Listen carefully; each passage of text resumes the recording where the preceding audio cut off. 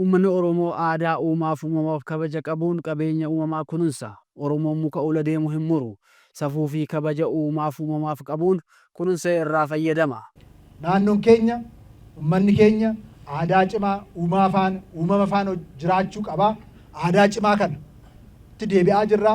Isatti deebi'uu keenyaanis jijjiiramni olaanaan Oromiyaatti iddoo hundatti dhufaatti kan jiru isa kana jabeessinee kallattii maraan bu'aa olaanaadhaaf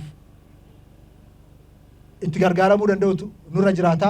Isa gochuudhaan misooma keenya sadarkaa olaanaatti ceesuu qabna. Wanti har'a dhaabnu kun dhaloota dhufuuf hirkoo, dhaloota dhufuuf jireenya, dhaloota dhufuuf humna ta'a. Akkuma abbootiin keenya itti dadhabanii nutti dabarsan nuyis yoo jabaannee hojjenne dhaloota dhufuuf waan hirkoo ta'u lafa qabsiisnaa. Kanaaf jabaannee hojjennu isiniin jechuun barbaada. Bara kanas akkuma duulaan bahee biqiltuu dhaabaa ture, duulaan bahee kunuunsa irratti argama. Duula kunuunsa qabeenya uumamaa ji'a tokkoof labsame irratti biqiltuu ganna dhaabeef kunuunsa garaagaraa gochaa jira. Dhaabbiin biqiltuu erga jalqabamee hirmaannaan dhaabbii fi kunuunsa irratti taasifamus dabalaa jira. Initiatiivii kana qabannee hojjechaa turre iddoo hundarratti jechuu akkaataa danda'amu godinoota keenya hunda keessattiyyuu sochiin kun bal'inaan gaggeeffamaati kan ture. Dhaabbiin qonnaan bulaan, horsee bulaan, jiraatan magaalaa, hawaasti gosa adda addaa bahee guyyaa tokkotti biqiltuun miliyonotaan dhaabee jira.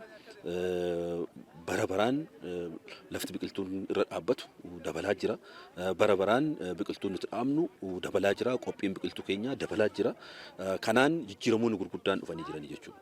Egaa bara darbe kan akka naannoo keenyatti biqiltuu biliyoona 5 kan ta'u qopheessine biqiltuun biliyoonni 4.9 kan ta'u dhaabnee jirra jechuudha. Dhaabbiin kun akkas lakkaasuudhaaf yaale hawaasti adda addaa hunduu daa'imarraa jalqabee amma jaarsisitti dhaabbii irratti bobba'ee dhaabee jira.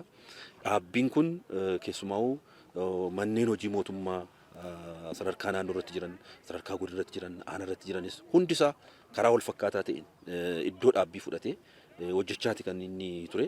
Dhaabbii kanaan jijjiiramni dhaabuu irrattis dhufee jira, kunuunsa biqiltuu irrattis dhufee jira jechuudha. Qabeenya uumamaa kunuunsuun bishaan badee akka deebi'u, mukkeenii fi bineensonni badan akka deebi'an taasisaa jira. Kunuunfamuun qabeenya uumamaa hawaasni margaa fi damma akkasumas mukkeen irraa fayyadamaa ta'aa jira. Amma barri kun waggaa sadaffaa qabanneerra danniin kun kunuunfame.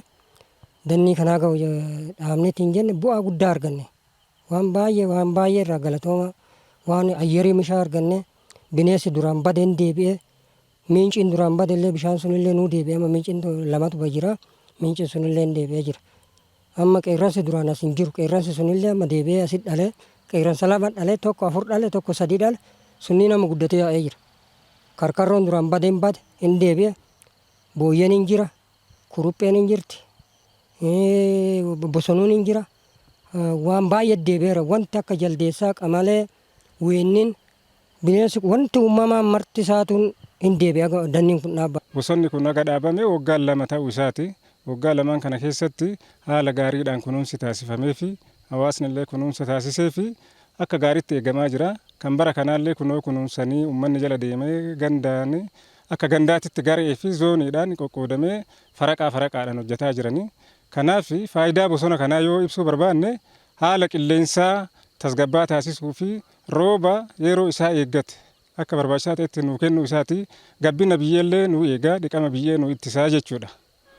Kanaaf uummanni keenya ka horii furdifatullee marga as keessaa haamatee horiin kotteen akka keessa deemee hin balleessine irraa ittisee marga asii haamataa horii isaa gabbifatee akka barbaachisaa ta'etti horii isaa furdifatee faayidaa irraa argataa jira. Mukkeen dhaabbaman kunniinis dhaloota dhufuuf qilleensa gaarii fi madda qabeenya uumamaa ta'aa jiru. Bosonni faayidaa hedduu qaba.